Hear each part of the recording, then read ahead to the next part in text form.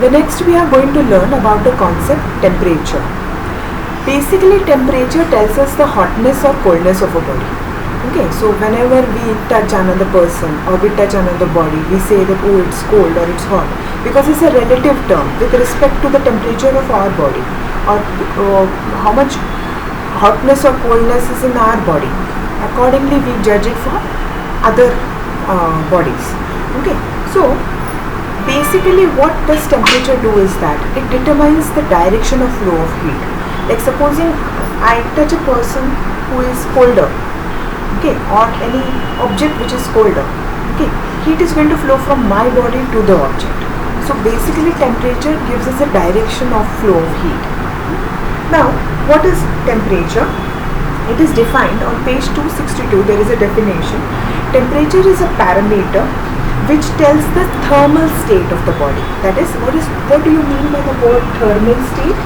Thermal state is what is it? It is hotness or coldness, how hot it is or how cold it is. It's a very respective term. So if you touch a hotter body, the heat will flow from the hotter body to your hand. For example, by mistake you touch a utensil which is hot. Okay, so your hand will reject it. The reflex action will reject it. In a moment you will take your hand back. Okay, so it determines the direction of flow when two bodies come in contact with each other. Okay, so supposing there are two bodies A and B. Supposing this is body A and this is body B. Okay, so A body is hotter, B body is colder. The heat will pass from hotter body to the colder body. Okay. Now, supposing there is both the bodies are having same temperature. Let's see, this is body A and body B.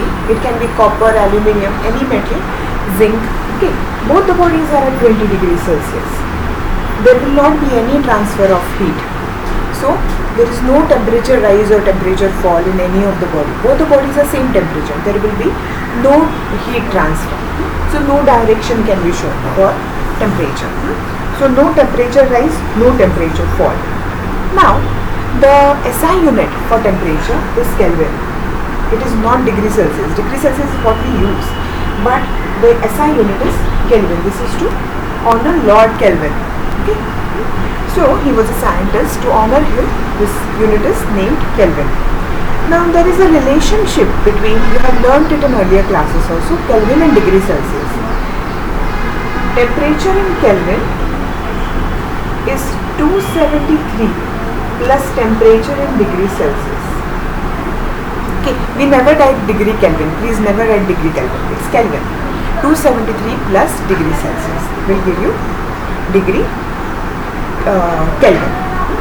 So you can be asked 1 mark question just to find out degree Celsius or degree Kelvin. You have to use this formula. Okay. Now, whenever different, there is one another thing that supposing I have two bodies. One is copper. Another one, for example, is lead. Okay, or you can say aluminium or steel, anything. Now this body is at 17 degrees Celsius. This body is also at 17 degrees Celsius. I start supplying heat to it. Same quantity of heat is supplied. Okay, same quantity of heat is supplied to copper. Same quantity of heat is supplied to lead in a minute, for example. Okay, the rise in temperature is not going to be the same. That is because they are different bodies. So if I want to increase their temperature to 18 degrees Celsius, both of them, I want them to rise from 17 to 18. The quantity of heat that I have to supply is different. Like simple thing, you take a cup of juice and you take a cup of water. Keep it in the microwave and heat it for supposing say 30 seconds. Okay. Now first of all, they should be at the same temperature when you are putting them inside. Heat them for 30 seconds or heat them for 1 minute in your microwave. Take it out. They should be kept in same glasses also. Okay, and then drink it. It will not be giving you the same warmth. That is because different bodies take different amount of heat to show you a rise in temperature. Okay, so different amount of heat, same amount of heat may not give them that much amount of heat to give you the same rise in temperature. So then, what are the factors on which heat absorbed to increase the temperature depends? Okay, so this is our new topic. It is there on page 262. Factors affecting the quantity of heat absorbed to increase the temperature of the body. Okay, so which are the factors which will affect? We said that the amount of heat supplied is different. Okay, so there must be some factors on which it relies. Okay, so there are three factors. First factor is mass of the body. Second is temperature of the body. Now, and the third one is the specific heat capacity or material of the body. Specific heat capacity will depend on the material. Like I told you, I took one copper and one lead. So the material is different. So amount of heat required for them to rise will be different. Okay.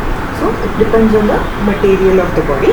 So we are going to learn these three factors. Heat is given by the notation Q, capital Q. In your textbook it's written capital Q, so we will use that.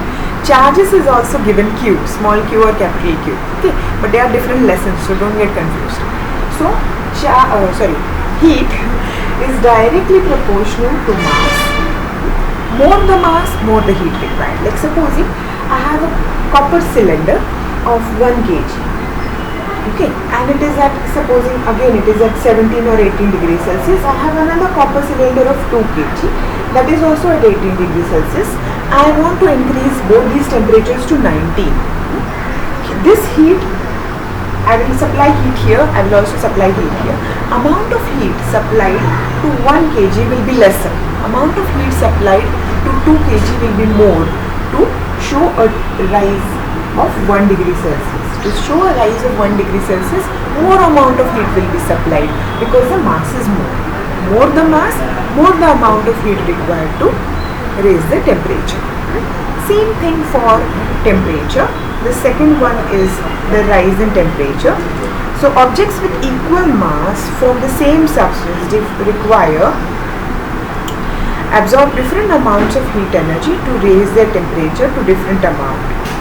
Okay, so this is also talking about the temperature rise. Like supposing I have 2 copper cylinders. Okay. So objects with equal mass made from the same substance. So supposing it is copper of 1 kg. This is also copper of 1 kg.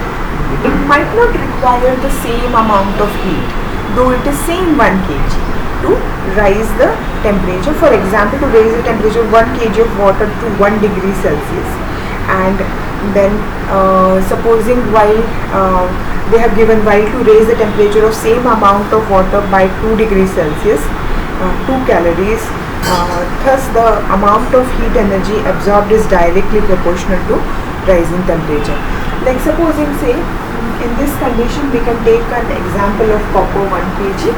Supposing this is copper 1 kg, so amount of heat will be Q. Okay, to rise it to, say, supposing from 18 degrees Celsius I want to rise it to 19 degrees Celsius, so it will take some amount of heat.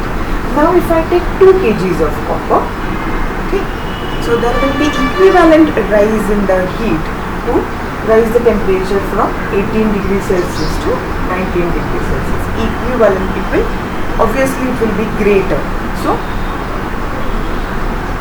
heat required to raise the temperature by 1 degree Celsius for different quantities will be different. So if I want to increase, supposing I want to increase from 18 to 20 degrees Celsius. Initially I took 18 to 19, some amount of heat is required. Now I want to raise it from 18 to 20, so double the heat will be required. If I want to raise it from 18 to 21, triple the heat will be required. Okay, so directly proportional to heat required. Another thing is the material of different substances. If you take different substances, different masses, same masses also of different substances. Like I took copper and lead, 1 kg each. Still, they will require different amount of energy to raise. Like supposing I take copper, again I am giving the same example of 1 kg, and I take aluminium of say 1 kg. Both are 1 kg and both are at 17 degrees Celsius. Now I want to raise them to 18 degrees Celsius. Different amounts of heat will be required because the masses are different. Okay. So basically heat is proportional to mass, and it is also proportional to the rise in temperature. They have used small t, you can use capital T or small t. Usually we use small t for time, but here they have used it, so let us use it.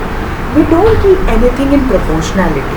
We can't do calculations with proportionality. Proportionality only tells us whether it is directly proportional, it is rising with each other, or one is rising and one is falling. Okay, so we put a constant. This constant is known as specific heat capacity.